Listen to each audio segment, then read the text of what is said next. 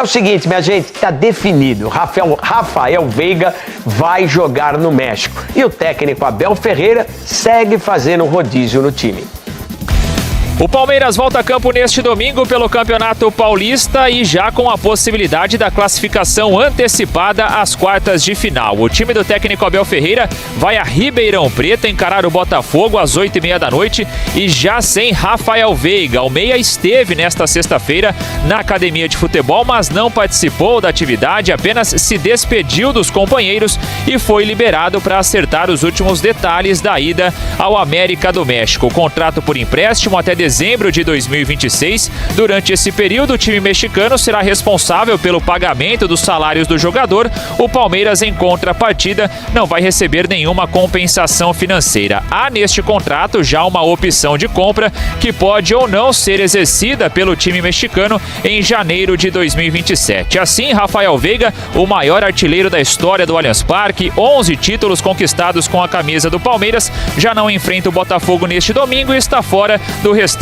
da temporada alviverde. Ainda no treinamento desta sexta-feira na academia de futebol, o volante Lucas Evangelista, em transição física, participou do trabalho com os companheiros em campo, mas ainda com restrições, assim como o meio-atacante Felipe Anderson, baixa no jogo do meio de semana na estreia do Campeonato Brasileiro contra o Galo por um incômodo no joelho, ainda se recupera dessas dores. Justamente por ter utilizado praticamente força máxima nas últimas duas partidas, a tendência é que o Palmeiras do técnico Abel Ferreira seja escalado com um time misto nesse duelo contra o Botafogo. Independentemente de quem vai iniciar a partida, acho que é o Palmeiras que está em campo e a gente precisa honrar a camisa do Palmeiras, né? E é isso que a gente vai fazer, né? Buscar nossa melhor versão, como eu falo. Né? É um jogo difícil, né? Eu joguei lá, sei da dificuldade, mas eu tenho certeza que a gente vai fazer um grande jogo com toda humildade, com muito trabalho, com muito sacrifício.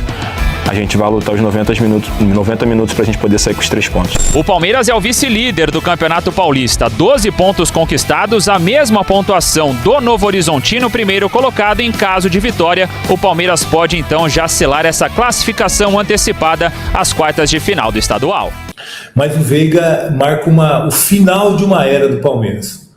Uma era de um time vencedor, de um time campeão.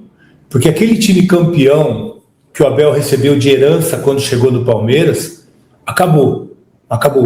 Um por um foram saindo, deixando, sendo emprestados, outros pararam, outros estão por aí ainda, mas aquele time campeão, eu estava olhando aqui, fui buscar, por isso que é tão emblemática essa saída do Veiga, porque realmente é o final de uma era de um time campeão, que precisa ser reformulado, precisa ser refeito, mas isso precisa ser construído com jogadores que têm essa mesma gana, essa mesma vontade de ser campeão, que eu particularmente não tenho visto nessa montagem de elenco que o Palmeiras vem fazendo.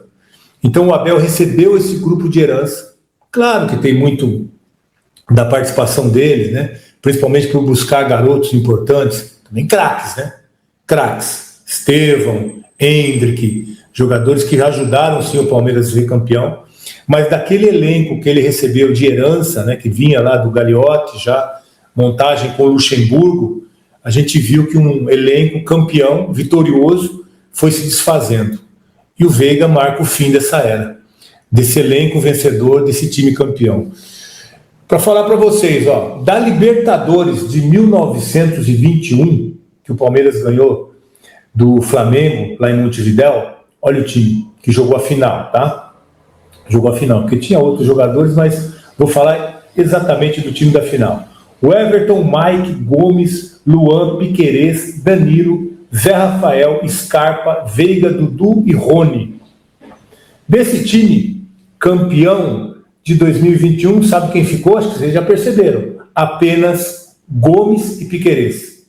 Só 2 jogadores daquele elenco campeão da Libertadores. Do time campeão brasileiro de 23, o último título importante, né? O brasileiro de 23. Depois veio o Paulista de 24, depois acabou. Do time campeão de 2023, só tem aí Gomes, do último jogo, né? Foi contra o Cruzeiro, 1-1. Só tem aí, então, Gomes, Murilo e Piquerez. O restante daquele elenco, ou principalmente daquele jogo, né, contra o Cruzeiro, o último de 2024, o Palmeiras foi campeão, Só restaram 3 jogadores. Então, a saída do Veiga representa muito. O fim de uma era vencedora, campeoníssima, que o Palmeiras tinha um elenco, tinha um time que tinha uma gana de vitória, uma vontade de ganhar, de ser campeão, de levantar taça, de colocar a faixa, que a gente vê uma reformulação que foi feita, e sem economia, tá? Uma reformulação sem economia. Dinheiro gasto, buscando jogadores, aí é que está o problema. Jogadores que a gente nunca ouviu falar. Ou você já tinha ouvido falar aí de Facundo, Giai, quem mais aqui? Jefté, Martínez. Olha, eu estou no futebol já há muito tempo, trabalhando como comentarista, olhando, observando jogos, já tem 13 anos. Eu não conhecia. E aí você pensa, não, eles estão de olho, né? Eles vão surpreender a gente. Não, a gente nunca ouviu falar, e não sabe, não conhece, porque realmente eles nunca foram jogadores de expressão. Nunca ganharam títulos, nunca foram destaque, nunca foram protagonistas, e é por isso que o Palmeiras desfez um elenco vitorioso, campeão, e errou demais na reformulação. O Abel é inquestionável as vitórias, os títulos, as conquistas, a liderança, a gestão, inquestionável. Mas, no momento de fazer uma reformulação, porque isso passa pela comissão técnica, isso passa pelo Abel, passa pela comissão técnica, quem observa, quem aprova, quem contrata, quem vai buscar, quem indica, passa pela comissão técnica. Então, nesse momento de formar um outro grupo, que era necessário uma mudança, a gente vê quanto erro foi cometido por essa comissão, por essa diretoria no momento de fazer as contratações. Então nós vamos colocar aqui, desse time campeão nós já vimos, só ficaram 2 jogadores, ou seja, 9 foram embora. Isso aí titulares, mas um monte foi. Aí tem Felipe Melo, aí tem os goleiros, aí você vai somando. Tem muita gente que foi embora. O Dudu tava, eu ia falar do Dudu, mas o Dudu tava. E se você for observar também, o Palmeiras nunca teve um grande craque, né? Teve um time organizado, um time legal. Talvez essa geração até vai dizer que o Dudu seja um craque. Talvez até para os dias atuais, quando estava no Palmeiras, não vejo mais ele sendo destaque depois que saiu do Palmeiras. Talvez, deve ser um jogador um pouco acima da média. Talvez, né? O Veiga, craque. Chegou a jogar muita bola. O Scarpa foi eleito o melhor do Brasil por um momento com o Abel. Mas era mais um time voluntarioso, um time com esse desejo de ganhar. E aí esses jogadores foram embora e olha quem chegou. Jefté. E só na temporada passada, nem nesse também já tem o Carlos Miguel aqui. Jefté, Carlos Miguel, Giai, Kelvin, Micael, Martínez, Sousa, Facundo, Andréas, Marlon, Felipe Anderson, Vitor Roque. E eu posso colocar aqui até o Aníbal Moreno, que aliás já foi embora, assim como o Micael, assim como... Quem mais foi? O Facundo, né? Facundo já foi. Então, se você olhar, o Palmeiras se desfez de um time campeão, um time que ganhou tudo, Libertadores, Brasileiro, Copa do Brasil, Recopa, Supercopa, Paulista, ganhou tudo. Para uma reformulação de jogadores que não tem um compromisso, né? Não tem essa gana, esse desejo, essa vontade de ganhar. E o Abel disse nessa apresentação que queria os jogadores, ver o time, até com um pouco dessa raiva para buscar a vitória, né? Mas eu acho que ele vai conseguir ter um time organizado, vai ter um time bom, mas é um time que a gente percebe que falta muita qualidade técnica. Uma reformulação que foi muito infeliz, para dizer pouco. Muito infeliz, para dizer pouco. Então a gente perde jogadores importantes, como o último agora, o fim desse ciclo vitorioso do Palmeiras, o Veiga, que representa, né? Representa bem. O Veiga representa bem essa era vitoriosa, essa era de conquistas do Palmeiras. Representa bem. Como capitão em alguns momentos, outros momentos o Gomes, mas representa bem essa era vitoriosa e vai embora, e agora a gente fica com esses jogadores que foram contratados. Na verdade, uma outra reformulação precisa ser feita. E agora com jogadores com mais qualidade, com jogadores que têm esse desejo de ser campeão. Na verdade, já precisa trazer jogador campeão. Já saiba o que é isso. Já tenham sentido esse gostinho de levantar a taça, esse gostinho de colocar a faixa, esse gostinho de comemorar com o torcedor vitórias e conquistas. Esse time do ano passado, eu acho que ele conviveu mais com pressão, com cobrança, com manifestação, do que o título não teve nenhum, né? O título não teve nenhum. Então, acho que esses são os erros que fizeram com que o Palmeiras fosse um time que o Abel quer ver o lado positivo, né? Quer ver o lado do copo meio cheio, né? Nos 3 vice-campeonatos. Mas com o que se gastou, com a reformulação que foi feita, eu vejo que realmente a gente tem que olhar o copo meio vazio. Porque gastou muito e não ganhou nada. Então, o que a gente espera é que os jogadores que vão chegar nessa temporada, e precisa, né? Porque não para de sair jogador do Palmeiras. O Veiga, acho que já é o 5º, né? Veiga, Facundo, Micael, o Everton. E acho que tem mais um aí no meio do caminho. E o Aníbal. 5 jogadores, o Aníbal. Então já saíram 5 e só chegou 1. Te lembra nada, não? O ano passado foi assim. O ano passado saíram 12 no meio do Campeonato Paulista e só chegou o Facundo. O ano passado começou assim. Então a diretoria do Palmeiras precisa ser mais ágil. A diretoria do Palmeiras precisa ser mais firme, mais incisiva. O Palmeiras sempre sonda, sempre olha, sempre negocia, mas não contrata. Sempre teve interesse no Matheus Pereira, não conseguiu, renovou o Cruzeiro. Teve interesse no Gerson, está no Cruzeiro. Teve interesse no Almada, parece que vai ficar no Atlético de Madrid. Tem interesse ainda no Arias, espero que chegue. Mas é uma coisa que se arrasta demais, é muito longa, não tem fim. Teve interesse no Danilo, olha que essa seria uma boa contratação, hein? Continua no Botafogo. Então é uma diretoria que não tem agilidade, não é incisiva, não é decidida, parece que não tem convicção. Acho que essa é a palavra. Falta convicção para ir buscar o jogador que chega e possa jogar com a camisa do Palmeiras. Porque não vamos combinar aqui, contratar Sousa, ainda mais pelo valor que pagou. Contratar Sousa, Facundo, Jefité, Martínez, não precisa de muito esforço, é só ter o dinheiro. Aliás, pagou muito mais do que eles valem, por isso que é fácil. Agora, contratar um jogador legal, o Andrés foi uma boa contratação pelo um preço legal. Vamos ser justo aqui. O Andrés foi, mas se arrastou também, né? Foi mais de um ano. Então, eu acho que falta isso, essa é a palavra, convicção para essa diretoria e principalmente para os nomes certos para o Palmeiras, para chegar, jogadores com a capacidade de chegar e jogar como foi o Marlon. Essa foi uma contratação que não se arrastou nada também. Eu não sei se era tão fácil uma contratação como essa. Mas é isso que falta para a diretoria do Palmeiras e é isso que está faltando para o Palmeiras na temporada passada e espero que não falte para essa. Ele é astro. Eu posso não concordar 100% com ele em relação ao Abel e tal, mas ele vai bem, cara. Ele é sincero. Volta lá o superchat dele. Olha lá, Vic, pra você. Sim. Se o Abel fosse bate profissional, o elenco não teria sido destruído. Não, aí é um outro ponto do... Aí que tá. Eu acho que... Daniel, você tá na linha tênue.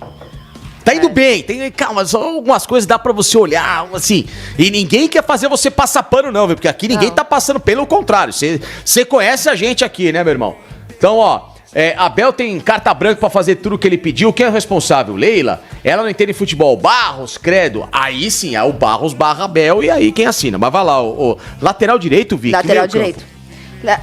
Eu acho que a necessidade do meio campo hoje maior é um camisa 5, também concordo, mas pra mim, na questão de preocupações, me preocupa mais o lado direito do Palmeiras do que o camisa 5. Não que não me preocupa também, tá? A ausência de camisa 5 é algo também muito emergente. Mas a lateral direita hoje tem o Kelvin. O Kelvin, agora com sangue mais frio eu vou falar minha visão sobre o Kelvin. Vamos lá. O Kelvin pra mim é um jogador que é fraco, mas é aquele fraco que até pode ter em um elenco como uma segunda, terceira opção. Eu acho que alguns jogos, principalmente, por exemplo, no Brasileiro, que você vai encarar aqueles times brigando contra rebaixamento. Vou pegar um exemplo, uma partida que ele fez contra o Sport ano passado, uma grande partida, que ele não seja tão exigido defensivamente, é um cara que pode ser útil. Você mescla um time, por exemplo, numa semana de Libertadores. A questão é que hoje o Kelvin é o titular absoluto, e o Kelvin é um jogador que agora... que vem de um gol contra, então a confiança dele tá lá embaixo. E a outra opção além dele é o Giai, que é o eterno lateral que não tem uma assistência ainda. o cara não tem uma assistência. Então, você depende desses 2 laterais apenas. Sim. Você não tem o outro caminho. Ah, Vitória, o que você faria? Bom, eu não sou especialista em mercado, mas eu tentaria agitar uma bala, tentar alguma coisa com o Vasco, lá com o PH. Poderia ter tentado algo lá com o Montiel lá no River Plate.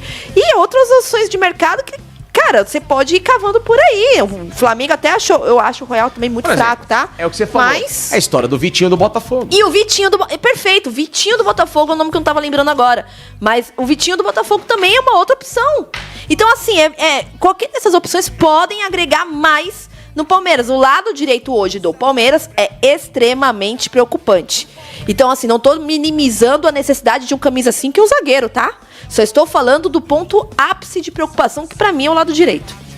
Por exemplo, olhando laterais brasileiros, olha, a posição tá dura, hein?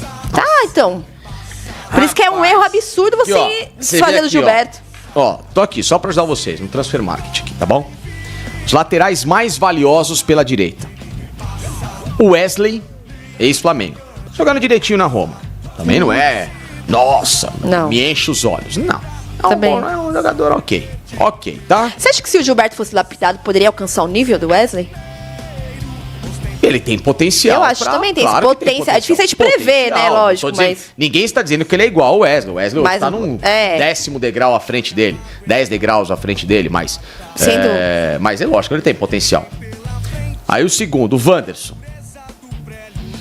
É ok. É ok. Não brilha aos olhos a lateral direita.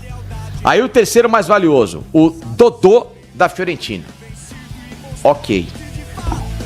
Sabe qual é o lateral, o quarto lateral brasileiro mais valioso? Além do Vitinho? Emerson Royal. Esse foi a reportagem de mercado. Aí o quinto... Que chegou junto com o Kelvin, inclusive, no futebol brasileiro. Isso. O quinto é o Arthur, que era do Inter e está jogando no Bayer Leverkusen da Alemanha. Não. Aliás, do Inter não, do América Mineiro. Ah, tá. Do América Mineiro. Acho que o Palmeiras chegou a sondar ele na época do América, né? Tentou e acabou não dando certo. Aí você pega depois, gente, olha só. Vinícius Tobias, do Chá. Não conheço. Natanael do Galo, que é bem aqui. E aí o nono lateral na lista dos 10 mais valiosos do Brasil, além do PH, empatados em valores. Eu não sei como, porque o PH pra mim já tinha que estar bem à frente com o lateral de seleção brasileira. Mateuzinho e... Kelvin. E aí depois veio um monte de coisa. Mantuan. Nossa. Bruno Gomes do Inter, que é bem ok. William do Cruzeiro. Nossa, o William do Cruzeiro. O Palmeiras sempre foi reconhecido por transformar talento em realidade. E Luigi Henri Souza Santos surge como mais um capítulo dessa história construída com método, paciência e identidade. Nascido em São Paulo, em 30 de abril de 2006, o atacante é fruto direto da academia de futebol e vem ganhando espaço não pelo acaso, mas pela evolução técnica, física e comportamental ao longo dos anos. Luigi chegou ao clube em 2016, ainda no Sub-11, e percorreu todas as etapas da formação alviverde. Nesse processo, consolidou-se como um atacante de referência, conhecido pela força física, boa mobilidade, presença de área e poder de finalização. Seu crescimento corporal foi acompanhado de perto, respeitando o tempo de maturação exigido em um ambiente que cobra rendimento, mas valoriza o desenvolvimento. Essa trajetória fez com que Luigi passasse a integrar o grupo de jovens associados à chamada geração do bilhão, ao lado de nomes como Hendrick, Estevão e Luiz Guilherme. A comparação não surge por expectativa exagerada, mas pelo histórico recente de sucesso da base palmeirense, que criou um vínculo de confiança entre torcida, clube e processo formativo. A chegada ao elenco profissional aconteceu de forma controlada. Em 26 de junho de 2024, Abel Ferreira promoveu Luigi definitivamente ao time principal. A estreia veio pouco depois, em 7 de julho de 2024, contra o Bahia. Desde então, a utilização segue criteriosa, com gestão de minutos e foco no aprendizado competitivo, respeitando o nível de exigência do elenco e do modelo de jogo. Taticamente, Luigi atua como atacante central. É um jogador de movimentação curta, com capacidade de segurar a bola, fazer o pivô e atacar os espaços entre os zagueiros. A adaptação ao sistema de Abel Ferreira passa pelo entendimento coletivo, pela intensidade e pela disciplina tática, pilares do time. Por isso, o atacante ainda alterna participações entre base e profissional, permanecendo sob observação constante. Mesmo com minutagem reduzida, há sinais claros de confiança. Em 2026, Luigi marcou o primeiro gol do Palmeiras na temporada, diante da Portuguesa, na estreia do Campeonato Paulista.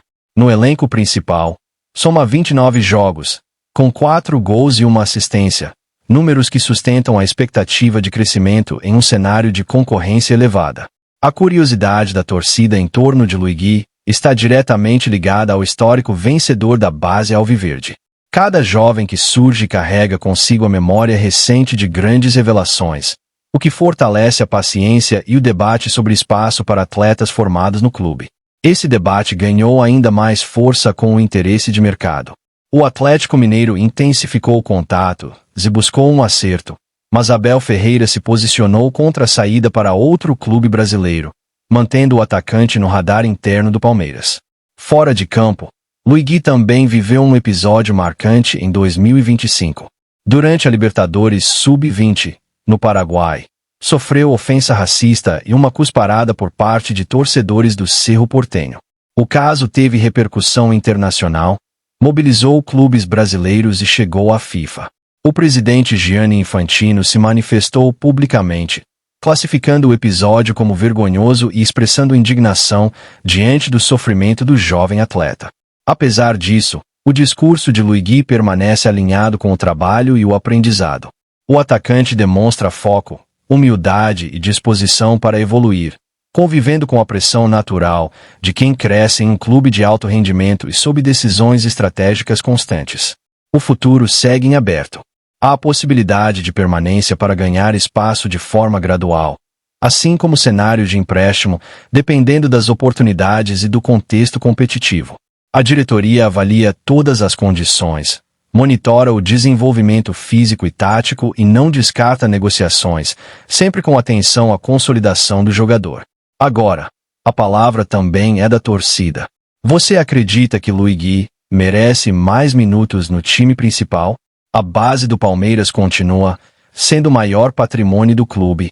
Deixe nos comentários sua mensagem de apoio, orgulho e paixão pelo Verdão. E se você gosta de conteúdos que valorizam a história, a base e o futuro do Palmeiras, deixe seu like e se inscreva no canal para não perder nenhuma novidade.